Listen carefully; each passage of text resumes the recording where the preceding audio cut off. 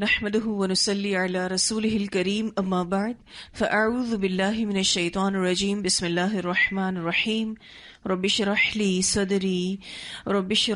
صدري ويسر لي امري واحلل عقدة من لساني يفقهوا قولي رب زدني علما اللهم فقهنا في الدين اللهم انا نسألك حبك وحب من يحبك والعمل الذي يبلغنا حبك اللهم ارزقنا اخلاص الہی آمین۔ اللهم صل على محمد وعلى آل محمد كما صليت على إبراهيم وعلى آل إبراهيم إنك حميد مجيد۔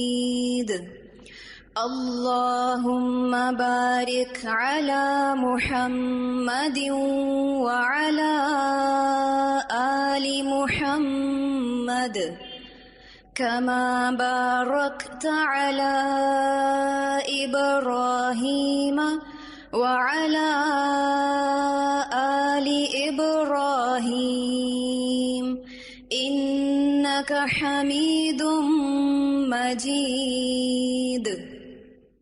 يا أيها النبي إنا أرسلناك شاهدا ومبشرا ونذيرا وداعيا إلى الله بإذنه وسراجا منيرا وبشر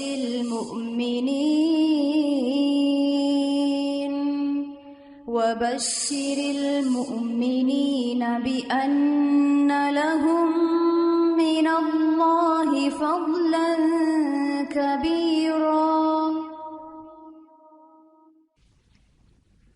نبی صلی اللہ علیہ وسلم کی ہجرت، قریش کی تدبیر اور اللہ تعالیٰ کی تدبیر۔ اس قسم کے اجتماع کا مزاج یہ ہوتا ہے، وہ جو اجتماع دارالندوہ میں ہوا تھا، لاسٹ ہم نے پڑھا بھی تھا، قریشیوں نے جو کیا تھا کہ آپ صلی اللہ علیہ وسلم کو روکنے کے لیے کون سا طریقہ اختیار کیا جائے۔ اس قسم کے اجتماع کا مزاج یہ ہوتا ہے کہ وہ انتہائی رازدارانہ ہو، ظاہری سطح پر کوئی ایسی حرکت پیش نہ آئے جو روزمرہ کے خلاف اور عام عادت سے مختلف ہو، تاکہ کوئی شخص سازش اور خطرے کی بو نہ سونگھ لے، اور کسی کے دل میں یہ بات نہ گزرے کہ یہ خاموشی کسی شر کا پیش خیمہ ہے۔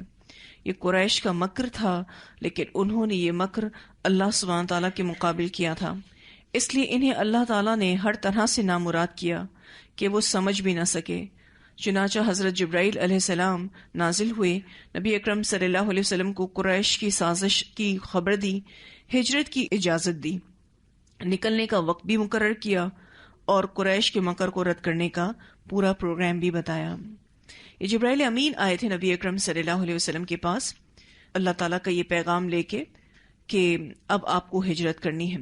آپ صلی اللہ علیہ وسلم کو جب اللہ تعالیٰ کا یہ حکم پہنچایا گیا کہ آپ ہجرت فرما جائیں، تو اس موقع پر آپ صلی اللہ علیہ وسلم نے دریافت کیا تھا کہ من یہاجر معی، میرے ساتھ کون ہجرت کرے گا؟ جبرائیل علیہ السلام نے کہا ابو بکر صدیق رضی اللہ تعالیٰ عنہ۔ اسے المستدرک للحاکم نے روایت کیا ہے، یعنی بذریعہ وحی ہی آپ صلی اللہ علیہ وسلم کو بتایا گیا کہ آپ کے اس ہجرت کے سفر میں آپ کے قریب ترین دوست حضرت ابو بکر صدیق آپ کے ساتھ ہوں گے۔ یعنی یہ چناؤ بھی نبی اکرم صلی اللہ علیہ وسلم نے خود نہیں کیا تھا، اللہ تعالیٰ نے کیا تھا۔ اس سے آپ حضرت ابو بکر صدیق کی خوبی، ان کی نیکی، اور جو آپ صلی اللہ علیہ وسلم کی ان کی محبت تھی، اس کا آپ مظاہرہ دیکھ سکتے ہیں کہ وہ کتنی محبت کیا کرتے تھے، ان کو کتنا نیکی کا شوق تھا کہ اللہ تعالیٰ نے ان کو اس بہترین نیکی کے لیے چنا۔ چنانچہ فرمایا جس بستر پر آپ سویا کرتے ہیں آج کی رات اس بستر پر نہ سوئیں، یعنی یہ باقاعدہ پلاننگ بھی حضرت جبرائیل امین نے آ کر بتائی تھی۔ یہ تدبیر کا اصل میں پہلا حصہ تھا، اور تدبیر کرنا بھی سنت الہی ہے، یعنی کسی بھی کام کی پلاننگ کرنا بھی سنت الہی ہے۔ جیسے کہ آپ صلی اللہ علیہ وسلم کو بھی ہجرت اس طرح سے کروائی گئی آپ کی جان کی حفاظت کا معاملہ پوری طرح سے کیا جا سکے۔ ادھر ٹھیک دوپہر کے وقت جب لوگ اپنے اپنے گھروں میں آرام کیا کرتے تھے، رسول اللہ صلی اللہ علیہ وسلم ابو بکر صدیق رضی اللہ تعالیٰ عنہ کے گھر تشریف لے گئے اور ان کے ساتھ ہجرت کا پروگرام طے کیا۔ چنانچہ دونوں سواریوں کا سامان نہایت تیزی سے تیار کیا گیا۔ یہ پوری ایک طویل حدیث ہے جو بخاری میں آتی ہے۔ ام المومنین حضرت عائشہ رضی اللہ تعالی عنہا اس حدیث کی راویہ ہیں۔ فرماتی ہیں کہ ایک دن ہم اپنے گھر بیٹھے ہوئے تھے، عین دوپہر کا وقت تھا۔ پھر کہتی ہیں کہ اسما رضی اللہ تعالیٰ عنہ نے ابو بکر یعنی اپنے والد سے کہا کہ رسول اللہ صلی اللہ علیہ وسلم تشریف لا رہے ہیں۔ آپ ہمارے ہاں اس وقت کبھی تشریف نہیں لائے، یعنی آپ صلی اللہ علیہ وسلم نے وہ وقت چنا جب کوئی سوچ نہیں سکتا تھا کہ آپ صلی اللہ علیہ وسلم اس وقت آئیں، اور یہ وہ وقت تھا جب لوگ عمومی طور پر آرام کیا کرتے تھے، سب اپنے اپنے گھروں میں زیادہ ہوتے تھے، تو نوٹس میں آپ صلی اللہ علیہ وسلم نہ آئیں۔ ابو بکر نے کہا میرے ماں باپ آپ پر قربان ہوں، اللہ کی قسم اس گھڑی آپ کی تشریف آوری ضرور کسی خاص وجہ کے تحت ہے، ایسے ہی نہیں آئے ہیں آپ صلی اللہ علیہ وسلم، لازماً کوئی نہ کوئی خاص وجہ ہے۔ رسول صلی اللہ علیہ وسلم آ گئے تو آپ صلی اللہ علیہ وسلم نے اجازت طلب کی، گھر کے اندر آنے کی اجازت طلب کی۔ یہ آپ نبی اکرم صلی اللہ علیہ وسلم کی طرف سے ملنے والی وہ اخلاقی تربیہ ہے کہ چاہے آپ جتنا بھی کسی قریبی رشتہ دار یا دوست کے گھر جائیں، اجازت لینی چاہیے۔ اجازت ملنے کے بعد آپ گھر میں داخل ہوئے۔ ابو بکر رضی اللہ تعالیٰ عنہ نے آپ صلی اللہ علیہ وسلم کے خیر مقدم کے لیے اپنی چارپائی پیش کی، یعنی آپ نے کہا کہ اس پہ آپ بیٹھیں۔ آپ صلی اللہ علیہ وسلم اس پر بیٹھے، استراحت فرمائی۔ اس کے بعد نبی اکرم صلی اللہ علیہ وسلم نے ابو بکر رضی اللہ تعالیٰ عنہ سے فرمایا کہ آپ سب کو باہر نکال دیں، یعنی جو بات اب میں کرنے جا رہا ہوں وہ سب کے سامنے نہیں کی جا سکتی۔ اس وقت حضرت عائشہ کہتی ہیں کہ میں اور اسما ہی گھر میں موجود تھے۔ ابو بکر رضی اللہ تعالیٰ عنہ عرض کرنے لگے کہ میرا باپ آپ پر قربان ہو، اے اللہ کے رسول، یہاں تو صرف آپ کے اہل خانہ ہی ہیں، کیونکہ اس وقت حضرت عائشہ سے آپ کا نکاح ہو چکا تھا، تو وہ تو بیوی تھی، تو باقی کوئی مسئلہ نہیں ہے، آپ بولیں۔ نبی اکرم صلی اللہ علیہ وسلم نے فرمایا فَإِنِّي قَدْ أُذِنَ لِي فِي الْخُرُوجِ، مجھے اللہ تعالیٰ نے نکلنے یعنی ہجرت مدینہ کی اجازت دے دی ہے۔ حضرت ابو بکر رضی اللہ تعالیٰ عنہ نے پوچھا میں آپ کے ساتھ جاؤں گا؟ فرمایا کیوں نہیں، تم یقیناً میرے ساتھ جاؤ گے۔ سیدہ عائشہ رضی اللہ تعالیٰ عنہ فرماتی ہیں کہ یہ خوشخبری سن کر صدیق اکبر رضی اللہ تعالیٰ عنہ کی آنکھوں میں آنسو آ گئے۔ عائشہ رضی اللہ تعالیٰ عنہ فرماتی ہیں کہ واللہ مجھے آج کے دن سے پہلے یہ معلوم نہیں تھا کہ خوشی کے موقع پر بھی کوئی روتا ہے، یعنی یہ رو پڑے خوشی سے، حالانکہ کتنے مضبوط ہوں گے جذباتی اور طاقت کے اعتبار سے کہ ان کو چنا گیا نبی اکرم صلی اللہ علیہ وسلم کی معیت کے لیے، اس ہجرت کے سفر کے لیے، لیکن خوشی سے رو پڑے ہیں۔ ابو بکر رضی اللہ تعالیٰ عنہ نے سواری کی پیشکش کی۔ آپ نے کہا کہ میرے پاس یہ 2 اونٹنیاں ہیں، آپ ان میں سے دونوں میں سے کوئی بھی ایک رکھ لیں۔ آپ نے قیمتاً قبول فرمائی۔ نبی اکرم صلی اللہ علیہ وسلم نے فرمایا ٹھیک ہے، لیکن میں اس کے پیسے دوں گا، ایسے ہی نہیں لوں گا، اور آپ نے قیمت ادا بھی کی۔ بخاری کی روایت میں آتا ہے کہ تقریباً 4 مہینے سواریوں کو ابو بکر نے ببول کے پتے کھلا کر تیار کیا تھا۔ آپ کی کتاب سب دیکھیں گے، چنانچہ دونوں سواریوں کا سامان نہایت تیزی سے تیار کیا گیا، اور عبداللہ بن اریقت لیثی سے جو ابھی تک دین قریش ہی پر تھا یہ بات طے کی، اس کا عہد و پیمان لیا گیا کہ وہ اجرت پر ان کو مدینہ لے جائے گا۔ اس کی وجہ یہ تھی کہ یہ شخص راستوں کا بڑا ماہر تھا، اس کو پتا تھا کہ کون سا راستہ کہاں اور کیسے نکلتا ہے۔ اسے بتایا گیا کہ وہ 3 رات کے بعد جبل ثور کے پاس آئے گا۔ اس کو یہ نہیں بتایا گیا تھا کہ جبل ثور میں ایک غار ہے جہاں آپ صلی اللہ علیہ وسلم اور حضرت ابو بکر صدیق 3 دن تک چھپے رہیں گے، لیکن صرف اتنا کہا گیا کہ 3 دن کے بعد جبل ثور کے پاس آ جانا۔ اس کے بعد رسول اللہ صلی اللہ علیہ وسلم واپس آ کر روزمرہ کے کاموں میں حسب عادت اس طرح لگے رہے کہ کسی کو محسوس تک نہ ہوا کہ قریش کی قرارداد سے بچنے کے لیے آپ صلی اللہ علیہ وسلم ہجرت کی یا کسی اور کام کی تیاری کر رہے ہیں، یعنی خاموشی سے اپنے روٹین کاموں میں لگے رہے جیسے کچھ ہوا ہی نہیں ہے۔ اتنی رازداری بڑھتی گئی. اور آپ دیکھیں کہ یہ بھی اسوہ حسنہ ہے، رسول اللہ صلی اللہ علیہ وسلم کو اسوہ حسنہ ہے کہ جب آپ کوئی اہم کام کر رہے ہوں جس میں آپ کو اس بات کا اندیشہ ہو کہ آپ کے آس پاس دشمن ہو سکتے ہیں، آپ سے حسد ہو سکتا ہے، آپ کو کوئی پریشان کر سکتا ہے، تو آپ جب تک کہ وہ کام مکمل نہیں کر لیتے رازداری بڑھتے. عمومی طور پر آپ دیکھیں ہم اپنے رازوں کو راز نہیں رکھ پاتے ہیں، اس وجہ سے ہمیں کئی مشکلات کا سامنا دیکھنا پڑتا ہے. اور ایک بہت اہم ترین بات اگر آپ اس میں غور کریں کہ ایک نان مسلم شخص کو گائیڈ کے طور پر منتخب کیا گیا، اس سے پتہ چلتا ہے کہ ضرورت کے وقت قابل اعتماد غیر مسلم سے بھی مدد لی جا سکتی ہے، کہ جب ضرورت پڑے تو کوئی ایسا شخص جو اسلام قبول نہیں کیا ہے لیکن وہ ٹرسٹ ودی ہے، اس پر بھروسہ کیا جا سکتا ہے، تو اس سے بھی خدمات لی جا سکتی ہیں. رسول اللہ صلی اللہ علیہ وسلم کی عادت یہ تھی کہ آپ نماز عشاء کے بعد شروع رات میں سو جاتے اور آدھی رات کے بعد گھر سے نکل کر مسجد حرام تشریف لے جاتے اور وہاں تہجد کی نماز پڑھتے. اس رات آپ صلی اللہ علیہ وسلم نے حضرت علی رضی اللہ تعالی عنہ کو اپنے بستر پر سلا دیا اور بتلایا کہ تمہیں کوئی ذک نہ پہنچے گی، یعنی تمہیں کوئی تکلیف نہیں آئے گی. چنانچہ جب عام لوگ سو گئے اور رات پرسکون ہو گئی تو سازشی حضرات نے چھپکے سے آ کر رسول اللہ صلی اللہ علیہ وسلم کا گھر کا گھیرا کر لیا. آپ کے گھر کو گھیر لیا گیا، ایک طرح کا کرفیو لگا دیا گیا.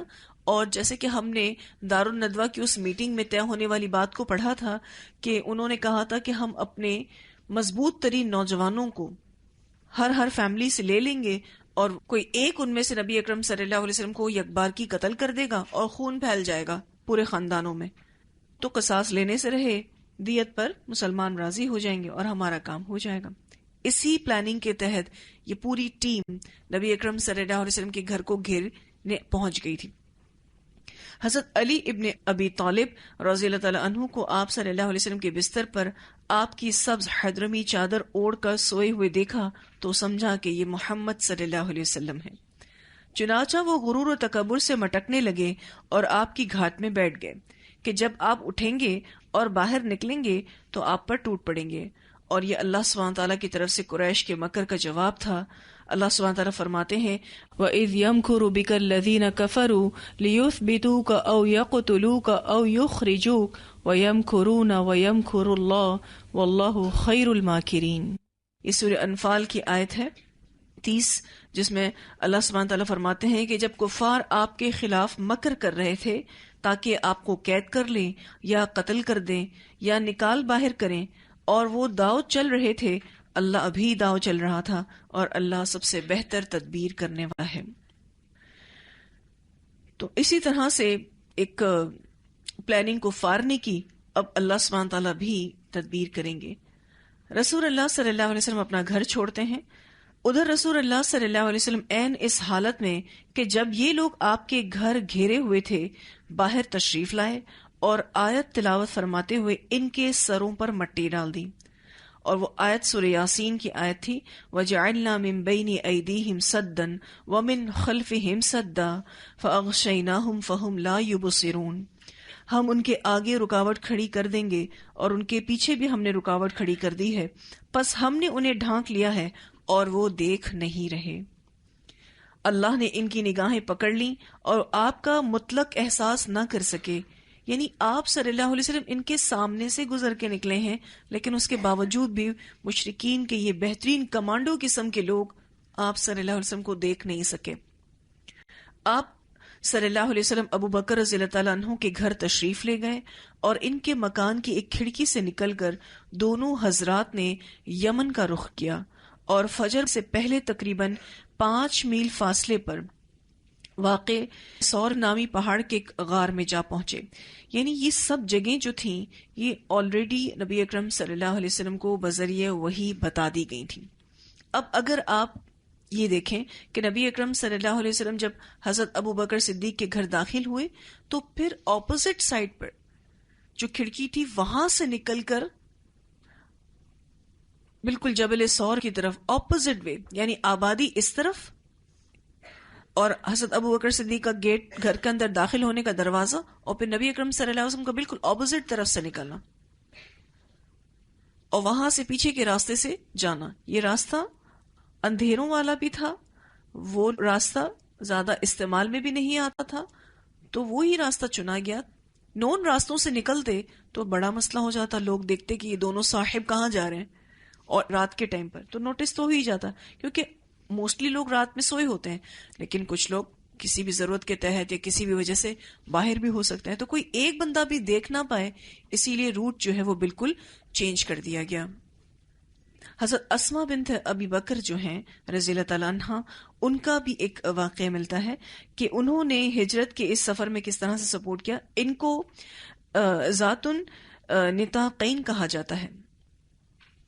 انہوں نے ایک کام تو یہ کیا تھا کہ جب آپ صلی اللہ علیہ وسلم غار ثور میں پہنچ جائیں گے تو یہ غذا اور پانی پہنچایا کرتی تھی، لیکن جس ٹائم پر تیاری کی جا رہی تھی، سامان پیک کیا جا رہا تھا، اس ٹائم پر اس سامان کو باندھنے کے لیے کوئی رسی نہیں تھی.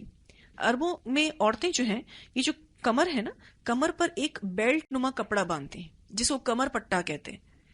اب جو تھیلے تھے جس میں جو بھی سامان نبی اکرم صلی اللہ علیہ وسلم کا تھا، جو اونٹوں پر آنا تھا یا جو لے کر جانا تھا ساتھ میں، اس کو باندھنے کے لیے انہوں نے اپنا کمر پٹا کھولا اور اس کی 2 رسیاں جیسے بنائی اور اس سے ان کو باندھا گیا. تو نبی اکرم صلی اللہ علیہ وسلم نے سیدہ اسما رضی اللہ تعالی عنہا کے لیے جنت کی خوشخبری دیتے ہوئے فرمایا، ان لہا نطاقین فی الجنہ، یقیناً اسما کے لیے جنت میں 2 نطاق ہیں، یعنی 2 کمر پٹے وہاں آپ جنت میں ان کے لیے تیار کیے گئے ہیں. اور اسی طرح ہم حضرت عائشہ رضی اللہ تعالیٰ عنہ کا بھی کردار دیکھتے ہیں کہ انہوں نے پورا ہجرت کا واقعہ ہمیں بتایا، ورنہ ہمیں کیسے پتا چلتا، کیونکہ اس ہجرت کے واقعے کی زیادہ تر راویہ جو ہیں وہ حضرت عائشہ رضی اللہ تعالیٰ عنہ ہیں. تو یہ عورتوں کا کردار بھی ہمیں نظر آتا ہے اس ہجرت کے واقعے میں، جو نبی اکرم صلی اللہ علیہ وسلم کے دوست ابو بکر کے گھر میں ان کی بیٹیوں کی شکل میں موجود تھیں.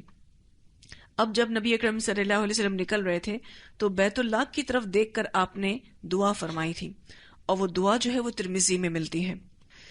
مکہ سے نکلتے ہوئے ایک جگہ ہے جس کا نام ہے سوق حزورہ. سوق حزورہ، وہاں پہنچے تو آپ صلی اللہ علیہ وسلم نے اللہ کے گھر پر بڑی حسرت سے الوداعی نگاہ ڈالی. یہ آپ بھی اس طرح سے کرتے ہیں جب آپ عمرے پہ جاتے ہیں یا حج پر جاتے ہیں، اور جب آپ کا لاسٹ ڈے ہوتا ہے اور آپ کو وہاں سے نکلنا ہوتا ہے تو خانہ کعبہ کو انسان بس ایسے ہی دیکھتا ہے کہ اب جانے دوبارہ کب آنے کا موقع ملے. اور یہ تو خیر آپ صلی اللہ علیہ وسلم کی آبائی جگہ تھی، آپ کا بچپن، آپ کی جوانی یہی گزری، آپ کے سارے خاندان والے، سارے رشتہ دار، سارے دوست سب یہی تھے، آپ کی بہت سی یادیں اس جگہ سے جڑی ہوئی تھیں. تو بڑی حسرت سے الوداعی نگاہ آپ صلی اللہ علیہ وسلم ڈالی اور فرمایا، واللہ انکی لخیر ارض اللہ واحب ارض اللہ الی اللہ ولولا انی اخرجت منکی ما خرجت. اللہ کی قسم، بلا شبہ اللہ کی زمین میں تو سب سے اچھی زمین ہے. مکہ کی زمین کو مخاطب کر کے آپ صلی اللہ علیہ وسلم نے فرمایا کہ اللہ کی قسم، بلا شبہ اللہ کی زمین میں تو سب سے اچھی زمین ہے، اور اللہ کی زمین میں اللہ کو بھی تو سب سے زیادہ پسند ہے. اگر تیرے رہنے والوں نے مجھے یہاں سے نکالا نہ ہوتا تو میں یہاں سے کبھی نہیں نکلتا. اسے ترمذی نے روایت کیا ہے. اچھا، ابو بکر صدیق بھی جو نکل رہے تھے ساتھ نبی اکرم صلی اللہ علیہ وسلم کے، تو انہوں نے بھی کچھ الفاظ ادا کیے تھے اور انہوں نے کہا تھا ان للہ و انا الیہ راجعون.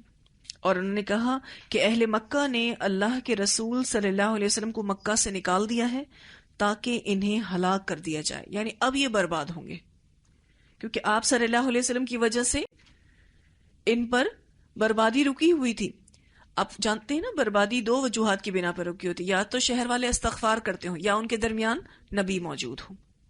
عبداللہ بن عباس رضی اللہ تعالیٰ عنہ فرماتے ہیں کہ اس کے بعد ایک آیت کریمہ نازل ہوئی، اور وہ آیت سورۃ الحج کی آیت ہے، اذن للذین یقاتلون بانہم ظلموا وان اللہ علی نصرہم لقدیر.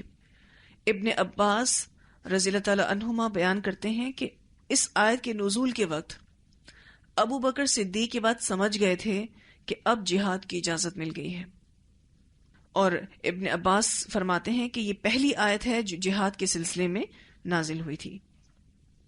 اب یہ وہ ٹائم ہے جب مکہ سے نبی اکرم صلی اللہ علیہ وسلم اور حضرت ابوبکر صدیق نکل رہے ہیں، اور اس ٹائم پر یہ آیت نازل ہوئی۔ یہ جو حدیث میں نے آپ کے سامنے ابھی رکھی ہے، یہ مسند احمد کی بھی ہے اور ترمذی کی بھی ہے۔ اب غار میں 3 راتیں، اب یہ وہ ٹائم پیریڈ تھا جو سب سے زیادہ ڈپریشن والا تھا، اور اس میں نبی اکرم صلی اللہ علیہ وسلم کے ساتھ حضرت ابوبکر صدیق تھے۔ غار کے پاس پہنچ کر پہلے ابوبکر صدیق رضی اللہ تعالیٰ عنہ داخل ہوئے تاکہ اس میں کوئی چیز ہو تو رسول اللہ صلی اللہ علیہ وسلم کے بجائے انہی کو کاٹے یا ڈسے۔ یہ دیکھیں، یہ محبت تھی نبی اکرم صلی اللہ علیہ وسلم کے لیے کہ آپ رضی اللہ تعالیٰ عنہ نے اپنی جان کی پرواہ کیے بغیر اس غار میں جا کے پورا غار صاف کیا۔ اور یہ دن کا ٹائم نہیں ہے، یہ رات کا ٹائم ہے، اور عمومی طور پر ایسی جگہوں پر رات میں موذی جانور بھی ہوتے ہیں۔ چند سوراخ تھے، انہیں تہبند پھاڑ کر بند کیا، 1 یا 2 سوراخ باقی رہے، ان میں اپنا پاؤں ڈال دیا، ایڑی کا حصہ ہوتا نا، ایڑی پھنسا دی انہوں نے اس میں۔ پھر رسول اللہ صلی اللہ علیہ وسلم اندر تشریف لائے اور ابو بکر رضی اللہ تعالیٰ عنہ کی گود میں سو گئے۔ اسی دوران ابو بکر رضی اللہ تعالیٰ عنہ کے پاؤں میں کسی چیز نے ڈس لیا، مگر رسول اللہ صلی اللہ علیہ وسلم کی موجودگی کی وجہ سے ہلے نہیں، لیکن ان کے آنسو رسول اللہ صلی اللہ علیہ وسلم کے چہرے پر ٹپک گئے، جس سے آپ صلی اللہ علیہ وسلم بیدار ہو گئے اور دریافت کیا تو انہوں نے بتایا کہ میرے ماں باپ آپ پر قربان، مجھے کسی چیز نے ڈس لیا ہے۔ اس پر نبی اکرم صلی اللہ علیہ وسلم نے لعاب دہن لگایا اور تکلیف جاتی رہی۔ یہ مشکات المصابیح میں یہ حدیث آتی ہے، سیدنا ابو بکر صدیق کو غار ثور میں وہ سانپ تھا جس نے ڈسا تھا، جس ایڑی سے آپ رضی اللہ تعالیٰ عنہ نے غار کا سوراخ بند کیا تھا۔ اس تکلیف سے حضرت ابو بکر صدیق کے آنسو نکل آئے تھے، اور رسول اللہ صلی اللہ علیہ وسلم جو آپ کی ران پر سر رکھ کر سو رہے تھے، آپ کے چہرے مبارک پر وہ آنسو گرے۔ آپ نے پوچھا، اے ابو بکر کیا بات ہے؟ ابو بکر نے سارا ماجرا سنایا، اور وہاں جہاں آپ کو سانپ نے ڈسا تھا، رسول اللہ صلی اللہ علیہ وسلم نے اپنا لعاب دہن لگایا، یعنی اپنا سلائیوا، تھوک کا حصہ جو ہے وہ لگایا تھا، جس سے حضرت ابو بکر صدیق رضی اللہ تعالیٰ عنہ کو اللہ نے فوراً شفا دی اور ان کی تکلیف بالکل دور ہو گئی۔ یہ تو ایک واقعہ تھا ہی، اس دوران جب یہ پہنچے نا غار میں، اس میں بھی ایک واقعہ پیش آیا تھا، اور وہ واقعہ کچھ یوں تھا کہ جب وہ جو دعا مانگی تھی نبی اکرم صلی اللہ علیہ وسلم نے مکہ سے نکلتے ہوئے، اور حضرت ابو بکر صدیق نے کچھ الفاظ بولے، جب وہ دعا سے فارغ ہو گئے اور غار ثور کی طرف چل دیے دونوں، جو تقریباً کچھ لوگ کہتے ہیں 3 میل، اور آپ کی کتاب میں لکھا ہوا ہے تقریباً 5 میل کے فاصلے پر۔ یہ میل، مائلز، اور اربوں کے جو مائلز ہیں وہ ہمارے مائلز جیسے نہیں ہیں، جو ہم میل اور کلومیٹر کہتے ہیں ویسے نہیں ہیں، کافی ہمارے میل سے بڑے میل ہوا کرتے تھے۔ خیر، واللہ اعلم، اللہ بہتر جانتا ہے۔ کچھ کہتے ہیں 3 میل دور تھا یہ، کچھ کہتے ہیں یہ غار جو ہے وہ 5 میل دور تھا۔